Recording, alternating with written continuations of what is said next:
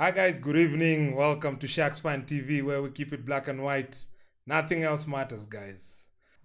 All right, welcome to this post-match review show for Cheetahs versus Sharks. And thanks for watching this video first of all. I'd like to say please support. Please like this video, comment, and subscribe to the channel. More content coming your way. So let's get into it, guys, today. So yeah, as you can see, man, I'm joining you in a very hot evening after the game. The temperatures are high over here. So as you can see, my door is open over there, and we'll just kick right into it. So obviously we lost the game 37-10. Wasn't a good game, wasn't a classic game. And I wasn't impressed by our the way we were just too untidy at everything. Actually, these guys came to play. They knew they needed victories in their last 3 games. They got their first game, and then now they're heading into their last 2 games with confidence. For us, we're heading into our last 2 games hanging in the balance. If we don't win against Griquas and Western Province, then we lost position in the semis. I gotta say the top spot, it looks mathematically out of place. I don't think we'll reach or we can catch the Bulls unless they do a heavy slip up in the remaining 2 games. For the semifinals, I can still, I think we can still have a home semifinal. I think we can still secure second position past the Lions, Western Province as well. But we really gotta play our game when it comes. So let me give you some of the stats that happened during the game. Of course, they had 43% possession. We had most of the possession. But again, in the second time, in a space of a week, or in the second game in 2 weeks, we looked like we were just playing in our territory. Our kicking game went out of the window. We didn't kick a lot. We knew they had a good kicker with Franz Stein, and we didn't even do anything about it. So, we gave away a lot of penalties. We gave away a lot of possession. Turnovers were just left, right, center. Our forwards, especially the front row, it really struggled in the scrummages. We looked like we did not have cohesion in that Kieran Van Furen, John Hubert Mayer, and Ox. At least Ox was trying, but the others were just struggling.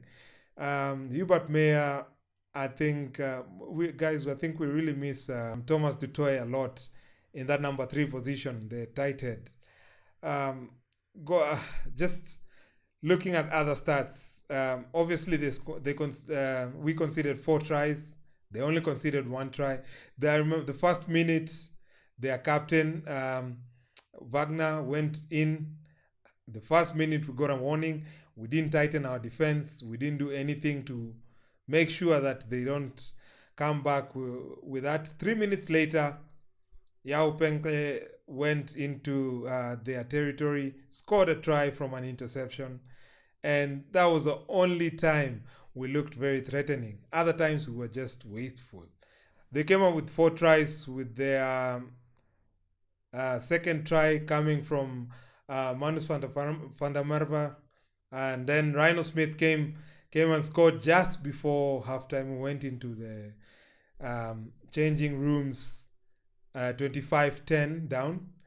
And when we came back up, we just allowed them to play in our territory. We considered a lot of penalties, giving Francois Stein a lot of kicking to do. He converted 3 penalties, and actually 4 penalties, and he had 3 conversions. Then in the last few minutes, also Rhino Smith went in the 75th, but it was ruled to be forward pass. And then we just allowed us to relax, our game to relax. Boan Fenta went into and scored the last try in the dying minutes. Actually, it was after the hooter. And then we left out there 37-10. So not a lot of positives, guys. I was worried. These last 2 games we really played We didn't play with enthusiasm. We didn't play with the cohesion we always see. We tried to be very rash when it came to game. Even in the 53rd minute, I thought that we had a lot of time. There was a time when Cheetahs were two guys in the sin bin for practically more than 10 minutes. And we were playing 13 against 15. We didn't capitalize on it. We were rushing our kicking. We didn't see any kicking from Jaden Hendrickse, our scrummer for the day. We didn't see a lot of it from also Corin Bosch kicking into their territory. And when we went into lineouts, we either lost our lineouts or we just didn't contest their lineouts. And they really put in hard work on their side. Credit to them. But I think that Sharks will let ourselves down. These numbers don't play well in our game. Most stats are just we conceded 30 turnovers. They conceded 18. That just shows you they are very strong in racks and strong in scrummages as well. The ref kept on penalizing us in our scrums, that we were not keeping our scrums stable. We were the guys falling down first, or we were spinning.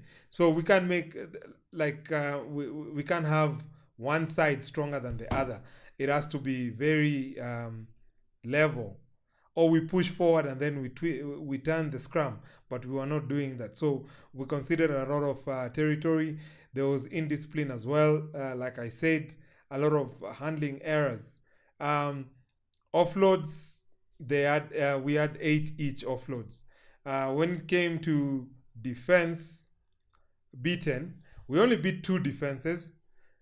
Scoring our try, they beat 9 defenses. So they gained territory more. They went over the advantage line more than us. We had 4 each clean breaks. Our defense, we missed 11 tackles. They missed 23 because we were it doesn't play to that they missed and we had chances to score. We were playing a lot in our half. They had 126 tackles. We only had 96 tackles. We missed a lot of those tackles. And they had 15 turnovers won. We only had 5 turnovers. Especially their 8th man.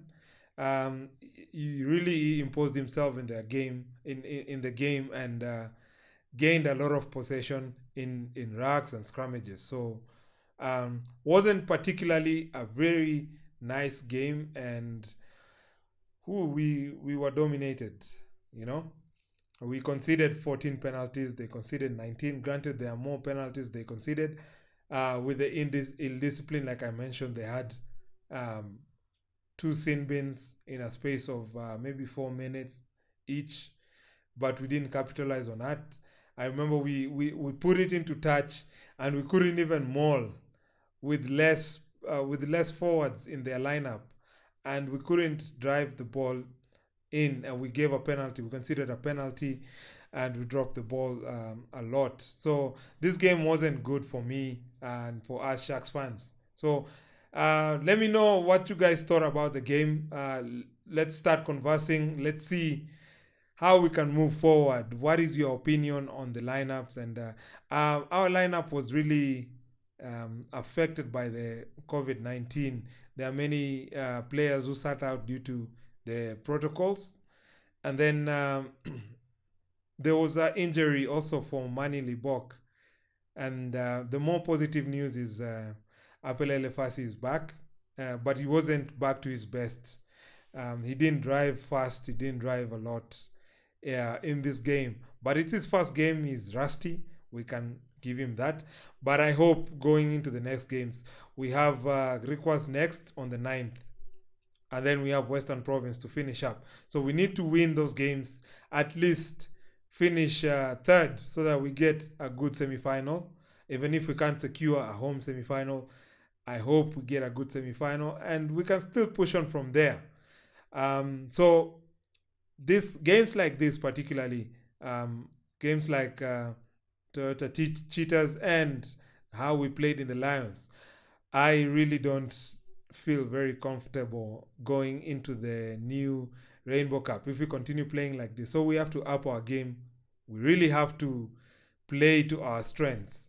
I mean, we used to be good in breakdowns, quick play. We don't spend time, we don't waste time, and then we play in opponents' territories. Where has that game gone? So I want to see more of that going into the Griquas game, and hopefully we get to win. I watched one game in the top 14 in the Guinness Pro 14, sorry. Dragons versus Ospreys, and Dragons won. So I am thinking that it's gonna be a tough tournament, and if we continue playing like this, it won't be really good for us. It won't be very convenient for us. We look like how we used to look in the previous Super Rugby tournaments, apart from this season which was cancelled. So we have to up our game. We had a new coach. I'm expecting Sean Everett to come back after his break to guide us in the Pro 14. But in the Curry Cup, we have a new coach. Those are the changes. So I'll come back with a new video on Thursday or Friday. I'll upload a new video talking about the next game in Griquas. We're playing on the 9th, which is Saturday. Next week, we have a bye this week.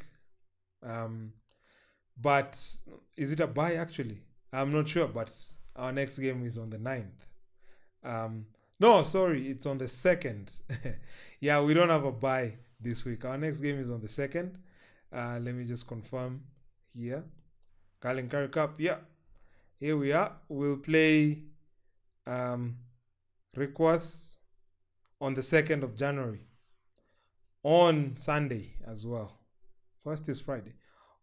We'll play Requas on the 2nd of January. So it's this weekend. We don't have a bye. And I'll come up with the next video on Thursday or Friday, just talking about the game. And also reading some of your comments if there's any. But guys, keep it interactive. We have more content coming through, like we said, each and every week now. We'll just be preparing for the Rainbow Cup, and we'll come up with videos showing who will be up against, who are they, the Ospreys, the Dragons, and guys, have you found out which other teams come from Scotland? I gave you a clue yesterday, which was Edinburgh. I want to know which other team comes from Scotland in the tournament, and the two teams that come from Italy. Let me know. But we're really going to dive into them. We're going to dive into their history. We're going to look at exciting or danger players that they have. We're going to look at tournaments that they played in. And we're going to look at the competitions or cups that they won in their history. So keep it locked into Sharks Fan TV. So hopefully we'll get a victory in the next game. So you know what, Sharks, let's go, man. Pick yourself up. Pick yourselves up. We're still behind you, but you gotta raise your game, guys. I was really disappointed, but hopefully we'll still secure a semi-final. So keep it black and white, guys, and nothing else matters. See you soon.